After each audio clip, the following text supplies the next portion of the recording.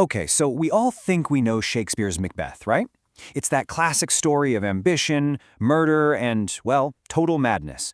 But what if the final judgment on the Scottish king wasn't left to us, or to historians, but to a much, much higher court? What if the gods of Olympus were the ones to weigh his soul? So let's set the scene. Picture this. Zeus, maybe a little bored on his throne up on Olympus, he gathers the whole pantheon, and he commands Hermes, the divine messenger, to tell the story of the Scaled, to lay out the entire case file so they can pass their final judgment. And so, Hermes begins his tale. And it starts, like so many tragedies do, on a misty, barren field.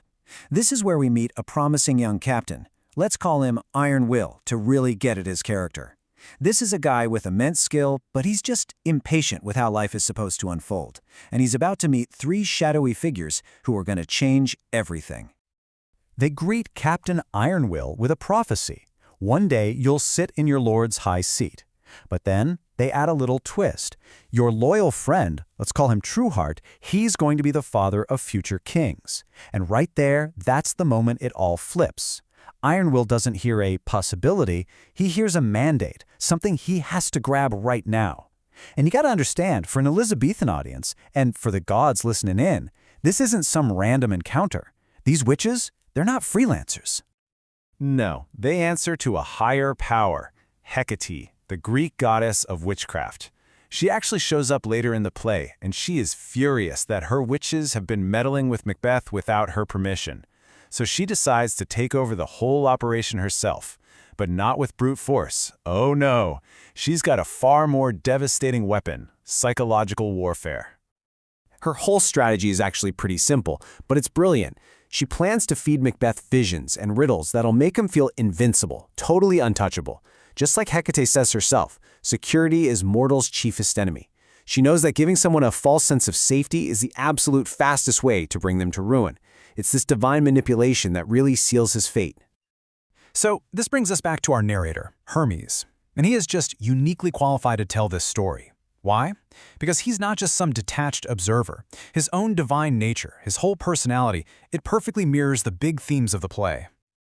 Think about it. On the one hand, Hermes is the divine messenger. He's the one who delivers the fateful prophecies that kick this whole tragedy off.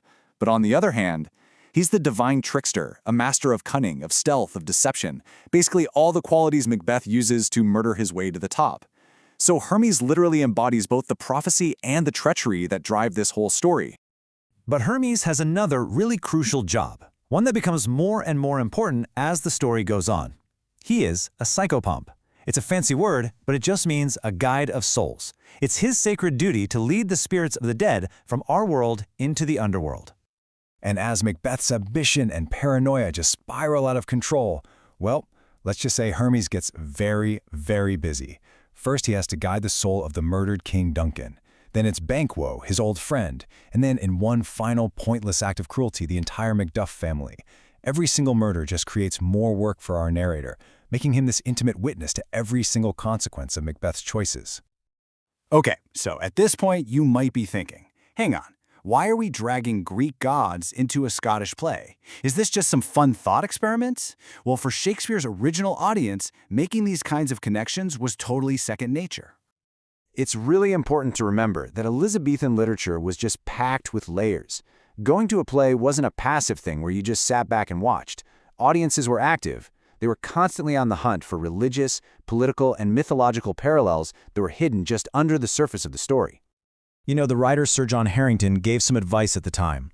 He said the goal wasn't just to feast on the verse, but to really digest the allegory. So finding these hidden meanings, like the idea of a goddess like Hecate pulling the strings, that wasn't some boring academic exercise. No way. It was part of the entertainment. It was the key to unlocking the play's deeper truths.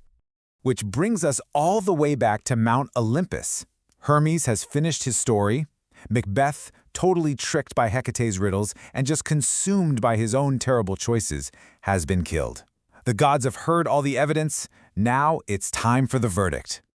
Zeus's judgment is pretty swift. He basically congratulates the bard Shakespeare for this powerful lesson in cosmic justice. See, the tragedy isn't really about witches forcing a man to be evil. It's about how ambition, once you let it off the leash, completely disrupts the natural order of things. Looking at the play through this Olympian lens doesn't change the story at all, but it absolutely deepens its core message. Our actions have cosmic consequences. Ultimately, what this shows us is that great art always has layers we can miss on the first pass. The fact that a Greek goddess like Hecate could be secretly directing the action in a Scottish tragedy, well, it makes you wonder, doesn't it? What other secrets, what other hidden myths are just waiting for us to discover them in all the stories we think we know so well?